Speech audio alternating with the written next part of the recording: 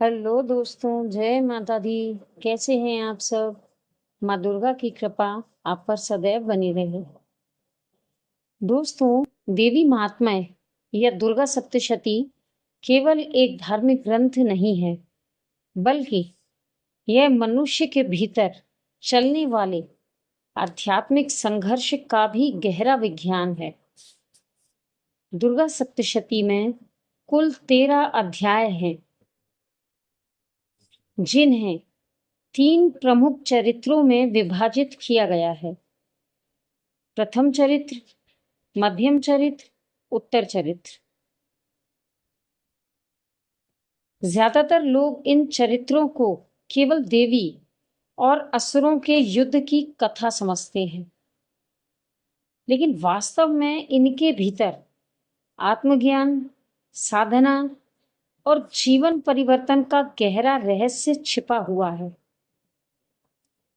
दोस्तों, आज हम जानेंगे कि देवी महात्म्य के इन 3 चरित्रों का वास्तविक आध्यात्मिक अर्थ क्या है। सबसे पहले दोस्तों हम जानेंगे प्रथम चरित्र का रहस्य। प्रथम चरित्र में मधुकेटव वध। प्रथम चरित्र में भगवान विष्णु योग निद्रा में होते हैं। उसी समय मधु और केटव नामक 2 असुर उत्पन्न होकर ब्रह्मा जी को मारने का प्रयास करते हैं। तब ब्रह्मा जी आदिशक्ति की स्तुति करते हैं।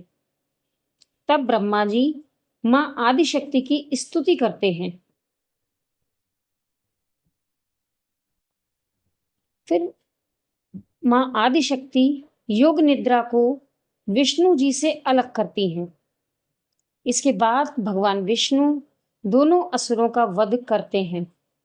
इसका आध्यात्मिक अर्थ मधु और केटव केवल बाहरी असुर नहीं है, ये हमारे भीतर के 2 बड़े दोष हैं, अज्ञान और अहंकार। मानव शरीर के 2 बड़े दोष, अज्ञान और अहंकार। जब मनुष्य अज्ञान और अहंकार में डूब जाता है, तब उसकी चेतना सो जाती है। यही कारण है कि विष्णु जी यहाँ योग निद्रा में दिखाई देते हैं।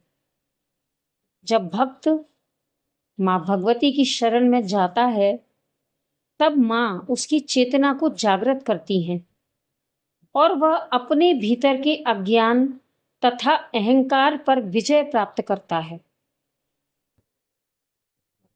प्रथम चरित्र से हमें क्या संदेश मिलता है? आध्यात्मिक यात्रा की शुरुआत होती है। आध्यात्मिक यात्रा की शुरुआत अज्ञान को दूर करने से होती है, क्योंकि जब तक अज्ञानता हमारे अंदर रहेगी, तब तक हम आध्यात्मिक यात्रा यानी ईश्वर के निकट नहीं पहुंच सकते। जब तक मनुष्य अपने भीतर के मधु और केटव को नहीं पहचानता, तब तक आगे नहीं बढ़ सकता। इसके बाद दोस्तों आता है मध्यम चरित्र। मध्यम चरित्र का रहस्य क्या है? मध्यम चरित्र में महिषासुर का वध। दोस्तों, मध्यम चरित्र में महिषासुर का वर्णन आता है। महिषासुर कभी भैंसे का रूप लेता है, कभी मनुष्य का, कभी सिंह का। वह बार बार अपना रूप बदलता रहता है। अंततः मां दुर्गा उसका वध करती हैं। इसका आध्यात्मिक अर्थ ये है, महिषासुर हमारे चंचल और अस्थिर मन का प्रतीक है। कभी हमारा मन भक्ति में लगता है, कभी क्रोध में, कभी लोभ में और कभी आलस्य में। जैसे महिषासुर पल पल में रूप बदलता है, वैसे ही उसी तरह से हमारा मन कई तरह का रूप बदलते हैं। हमारा मन हर तरह का रूप बदलता है। कभी वह आलस्य में रहता है, कभी क्रोध में, कभी लोभ में। तो जब तक हमारा मन नियंत्रित नहीं होता, तब तक साधना स्थिर नहीं हो सकती। जब तक मन हमारा नियंत्रित नहीं है, तब तक भक्ति में मन नहीं लग सकता, भक्ति के मार्ग पर इंसान नहीं जा सकता। तो माँ दुर्गा यहाँ आत्मशक्ति और आत्मनियंत्रण का प्रतीक है। उनकी कृपा से भक्त अपने मन को वश में करना सीखता है। मध्यम चरित्र से हमें क्या संदेश मिलता है? मध्यम चरित्र से दोस्तों हमें संदेश मिलता है कि केवल ज्ञान प्राप्त करना पर्याप्त नहीं है, केवल नॉलेजेबल होना ही सफिशिएंट नहीं है, मन पर विजय पाना भी जरूरी है। क्योंकि ज्ञान के बाद आत्म संयम की परीक्षा आती है। इसके बाद दोस्तों हम जानेंगे उत्तर चरित्र का रहस्य। उत्तर चरित्र में शुंभ निशुंभ वध। उत्तर चरित्र में शुंभ निशुंभ, चंड मुंड, रक्त बीज और अनेक असुरों का वर्णन है। यह चरित्र सबसे विस्तृत और गहन माना जाता है। शुंभ और निशुंभ का अर्थ। राक्षस शुंभ प्रतीक है अहंकार का, निशुंभ प्रतीक है ममता और स्वामित्व भावना का। सब कुछ मेरा है, यह भावना निशुंभ है। मैं सबसे श्रेष्ठ हूं, यह भावना शुंभ है। क्योंकि जब भक्त साधक आध्यात्मिक मार्ग पर आगे बढ़ता है, भक्ति के मार्ग पर आगे बढ़ता है, तब सबसे बड़ी बाधा यही बनती है। रक्तबीज ऐसा असुर था जिसकी रक्त की हर बूंद से नया असुर पैदा हो जाता था। रक्तबीज हमारे मन की नकारात्मक वासनाओं का प्रतीक है। क्योंकि इंसान के अंदर एक ह्यूमन नेचर जो है वो यही है कि एक इंटेंशन खत्म होती है और दूसरी शुरू हो जाती है। एक बुरी सोच समाप्त होती है तो दूसरी जन्म ले लेती है। एक इच्छा पूरी होती है तो 10 नई इच्छाएं उत्पन्न हो जाती हैं। इसलिए मां काली रक्त बीज का रक्त धरती पर गिरने नहीं देती। यह हमें संदेश देता है, उत्तर चरित्र हमें संदेश देता है कि जब तक इच्छाओं की जड़ नहीं काटी जाती, तब तक उनका अंत नहीं होता। चंड और मुंड का रहस्य।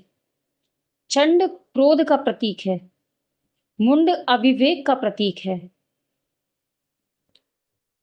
दोस्तों जब क्रोध और अविवेक मिल जाते हैं, तब मनुष्य स्वयं अपना विनाश कर लेता है। मां चामुंडा इन दोनों का वध करके साधक को विवेक प्रदान करती है। तीनों चरित्रों का संयुक्त रहस्य ये है कि यदि हम गहराई से देखें तो देवी महात्म्य के तीनों चरित्र साधक की पूरी आध्यात्मिक यात्रा को दर्शाते हैं। प्रथम चरित्र दर्शाता है अज्ञान और अहंकार का नाश कैसे हो। मध्यम चरित्र मन और इंद्रियों पर विजय। उत्तर चरित्र सूक्ष्म अहंकार, वासनाओं और इच्छाओं का अंत, अर्थात पहले ज्ञान, फिर आत्म संयम और अंत में पूर्ण आत्मसमर्पण। यही देवी महात्म्य का वास्तविक मार्ग है। दोस्तों इससे निष्कर्ष यही निकलता है कि देवी महात्म्य की कथाएं केवल प्राचीन युद्धों का वर्णन नहीं है, इनमें हमारे भीतर चलने वाले युद्ध का चित्रण है। मधु केटव आज भी हमारे भीतर है।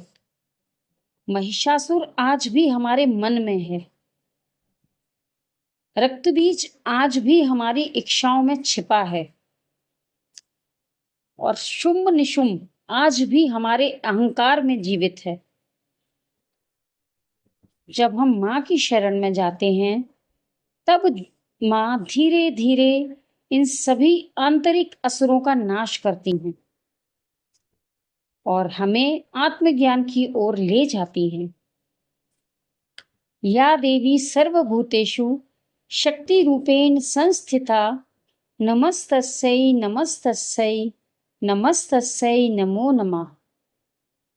दोस्तों, आज का ये वीडियो आपको पसंद आया हो तो ज़्यादा से ज़्यादा लाइक करें, चैनल को सब्सक्राइब करें। मिलते हैं दोस्तों नेक्स्ट वीडियो में ऐसी ही एक नई जानकारी के साथ। जय माता दी। माँ भगवती की कृपा आपके पूरे परिवार पर सदैव बरसती रहे। जय माता दी। Thank you so much for watching my video.